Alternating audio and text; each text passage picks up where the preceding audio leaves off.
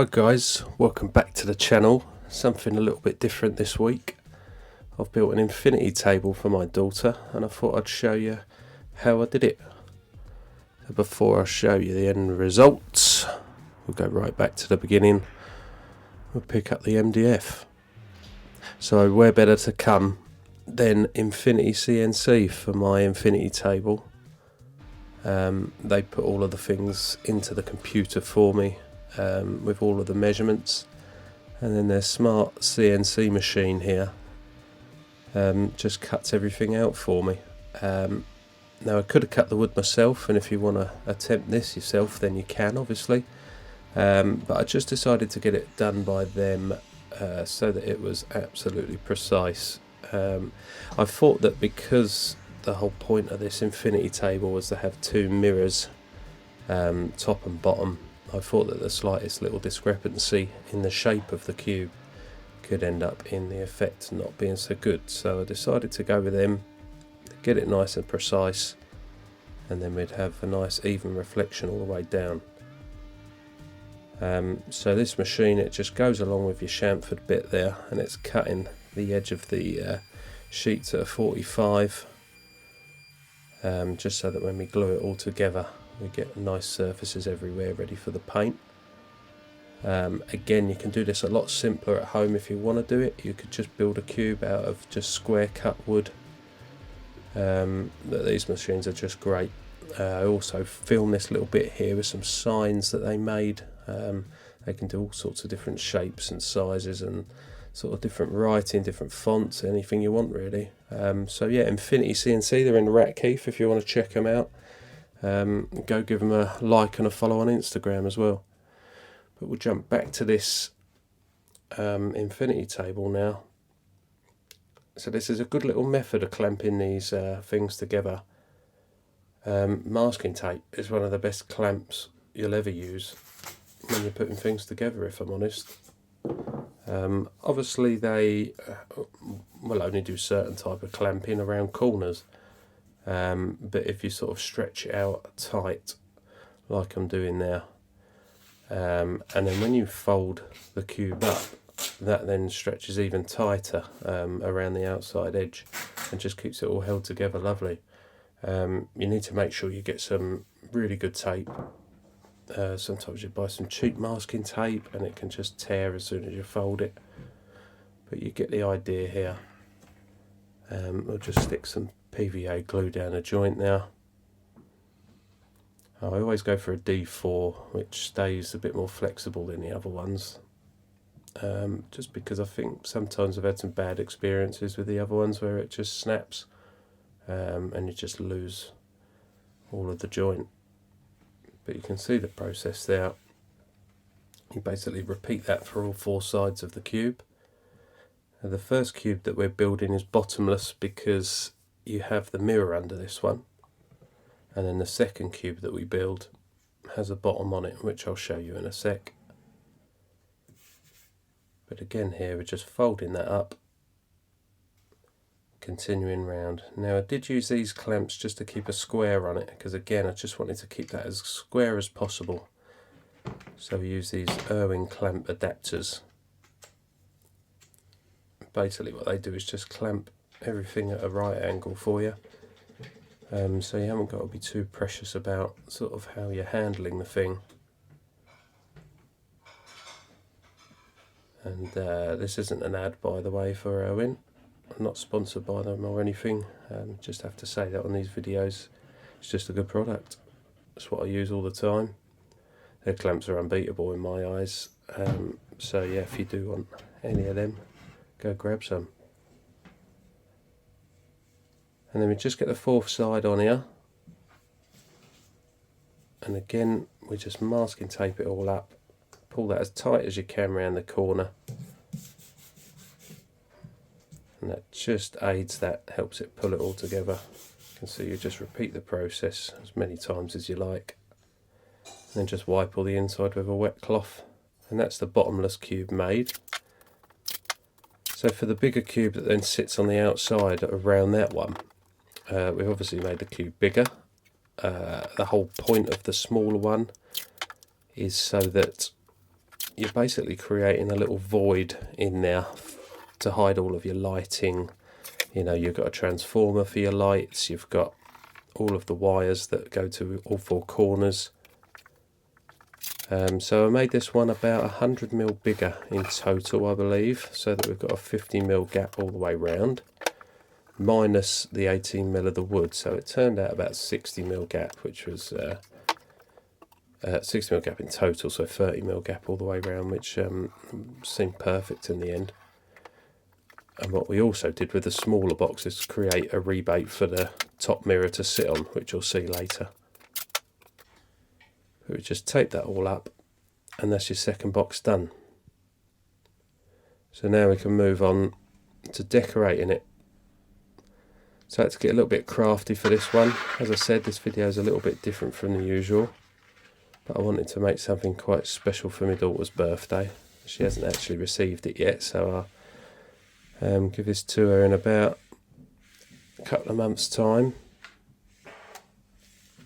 But you can see there I just PVA'd the hell out of it, and then just squeegeed the PVA bubbles out from underneath it. And we just cut that off with a single edge blade,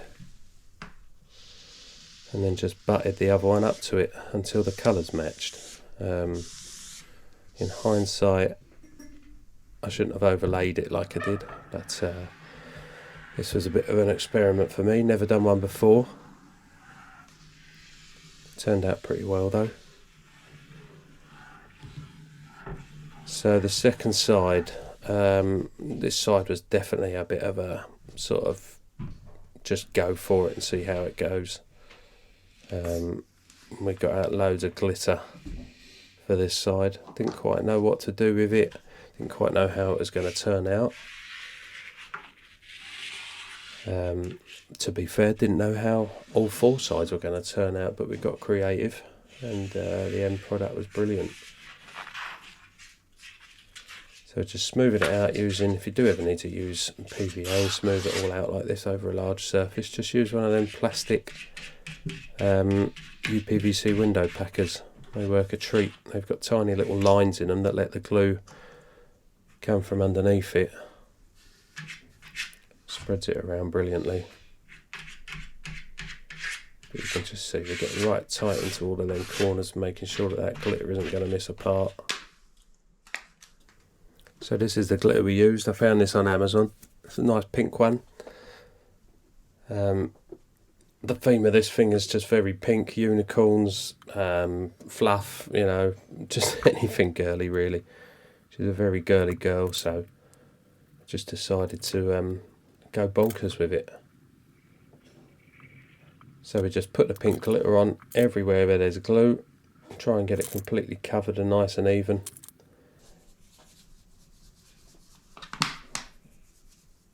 I just left a little bit in there just to do some stuff with later. But yeah, just give it a tip up, get creative with it. You don't have to follow the way that I did it. Whole point of me chucking this video on for you guys was just so that if you're trying anything similar, you just know the method more than anything. I did first try this with the PVA blobs, as you can see. Just chucking some silver glitter over that. It didn't work actually, it just fell straight off. So I went with some carpet adhesive, which probably should have had a mask on for, because it bubbled up the glitter and made it look like lava. So maybe don't try this in a confined room like I did. But the end product just started getting more messy, and you know, just we got in a bit of a mess with this side. But that was the final look. We just kept on layering up the carpet adhesive with the glitter. We were happy with the end product. So this side, as you just saw, I've got some model grass off of Amazon that you pick up for the little model villages, things like that. The idea of this side was to do like a little unicorn garden for it. Again, if you're hardcore carpenters who follow the channel, may not be the one for you, but I thought it was interesting enough to get on here. The woodwork side of things and the mirror side of things is very interesting to me. This bit not so much, but I had to do what I had to do. So we got this fake grass patted down onto the PVA, being careful not to get it on the top side. And after we finished this, we went to work with a hot glue gun. So we had 150 of these miniature flowers. The glue gun you can see there, this is an interesting one. Found it on Amazon. You can plug a battery into it, your Makita battery, and use it as a hot glue gun. It's absolutely incredible. It's about £16, I think. I'll put a link to that one in the description. If you guys do any type of craft work, or if you're a tradie and you stick LED channels down, or you stick wires to the side of things, or you know, it can be used for a multitude of things. Absolutely brilliant little thing it is. But we sped this clip up because no one wants to see 150 of these. So we'll zoom right to the end and show you the finished flower bed.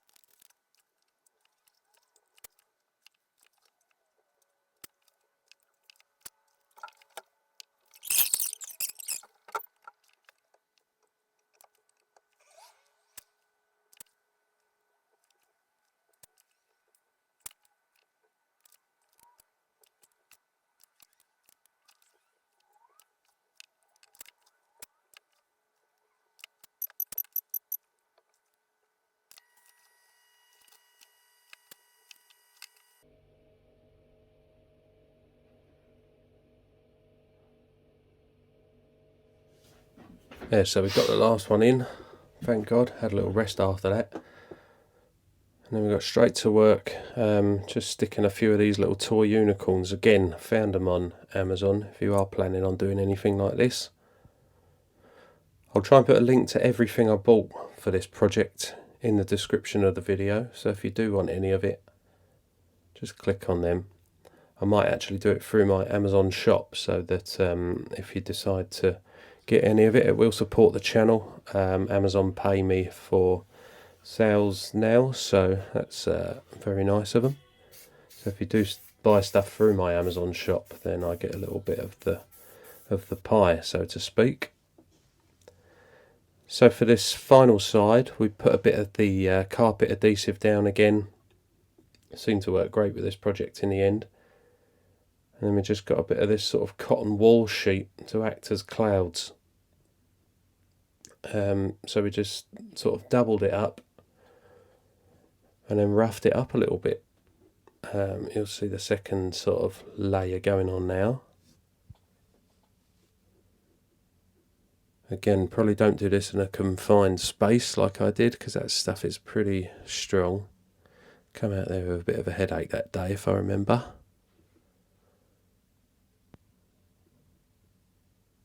But we just pull all of that about now, tuft it up a little bit and tear it, get it a little bit fluffy, ready for the pink tinsel that you can see on the left there. Just cut off little sections of that and hot glue gunned them in again. Not quite sure what the idea was there, but anyway, back to the main part of the work. So we'll just clean the glass up now. So this one's a top layer. I just got a little bit of help putting the one-way mirror film on here. And you've got to do one-way mirror on the top so that you can actually see through it. And then on the bottom of the box, you use a normal mirror. And the idea of it is so that your whatever you see is being reflected many times, and it gives the illusion of the bottom of the box never ending. So we just sort of squeegee the mirror film on here, cut it all off with a single edge blade again. I would probably, if I did another one of these, get it filmed by a professional.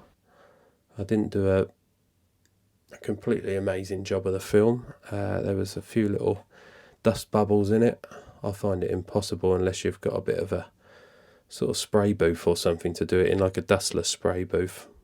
I find it almost impossible to do. But here you can see me just putting down a bit of an adhesive to get the LED channels into the corners. I decided to put the LED channels in all four corners here.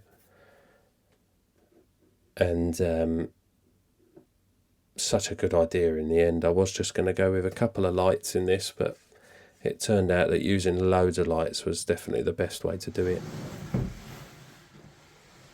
Just turn the box over as carefully as possible because all that glitter was a little bit fragile, kept on coming off.